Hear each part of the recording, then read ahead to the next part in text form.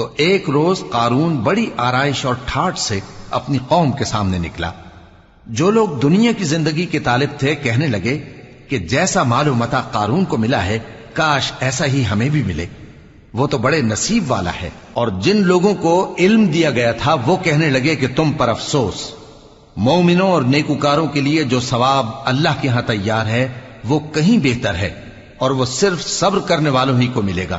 پس ہم نے قارون کو اور اس کی حویلی کو زمین میں دھسا دیا تو اللہ کے سوا کوئی جماعت اس کی مددگار نہ ہو سکی اور نہ وہ بدلہ لے سکا۔